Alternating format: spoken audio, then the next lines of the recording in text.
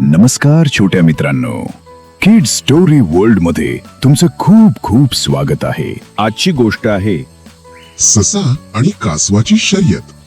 ही गोष्ट ऐकण्यापूर्वी आमच्या चॅनलला सबस्क्राईब करायला विसरू नका. चला तर मग गोष्टीची सुरुवात करूया. एक होता ससा. तो नेहमी स्वतःची बढाई मारायचा. तो छाती फुगवून म्हणायचा, माझ्यासारखा वेगवान कोणीच नाही. माझ्या वेगाशी स्पर्धा कोण करणार. आपल्या गतीचा सशाला खूप गर्व होता. मित्रमंडळी जमली की तो पुन्हा फुशारकी मारायचा. माझ्या पुढे कोण जाऊ शकतं.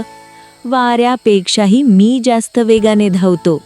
आहे का कोणी माझ्याशी शर्यत लावणारा. हे ऐकून सगळे प्राणी शांत झाले. कोणीही सशाचं आव्हान स्वीकारायला तयार नव्हतं.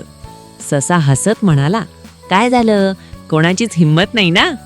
तेवढ्यात एक शांत आवाज आला, मी तयार आहे. सगळ्यांच्या नजरा तिकडे वळल्या. तो होता इवलासा कासव. ससा हसत म्हणाला, तू थट्टा तर करत नाहीस ना. तू शर्यत कशी जिंकणार. कासव शांतपणे म्हणाल, ते आपण पुढे बघू. चला, मी तयार आहे. जंगलातून टेकडीपर्यंत शर्यतीचं अंतर ठरलं. शिट्टी वाजली आणि शर्यत सुरू झाली. ससा उड्या मारत सुसाट पळू लागला. कासव मात्र हळूहळू चालू लागलं. थोड्याच वेळात ससा खूप पुढे गेला. कासव दुसेनसे झालं. ससा मनात म्हणाला, थोडा वेळ विश्रांती घेऊ आणि मग आरामात जिंकू. तो झाडाखाली गेला आणि म्हणाला, हा कासव खूप मागे आहे, चला थोडी डुलकी घेऊ. आणि तो गाढ झोपला. दरम्यान कासव शांतपणे चालत राहिलं. ते थांबलंच नाही, फक्त पुढे जात राहिलं. थोड्या वेळाने कासव त्या झाडाजवळ आलं आणि झोपलेल्या सशाकडे पाहत पुढे निघालं. काही वेळाने ससा जागा झाला. तो घाबरून उठला आणि पाहतो तर काय, कासव टेकडीच्या अगदी जवळ पोचलं होतं. ससा जोरात पळू लागला, पण आता खूप उशीर झाला होता. कासवाने शर्यत जिंकली होती. ससा लाजून खाली मान घालून उभा राहिला.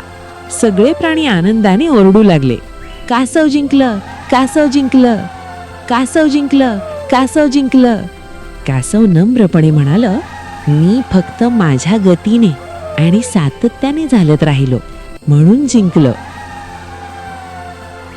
मुलांनो, या गोष्टीचं तात्पर्य असं की सातत्य आणि मेहनत नेहमी यश मिळवून देतात आणि अभिमान आणि आळस आपल्याला हरवू शकतात.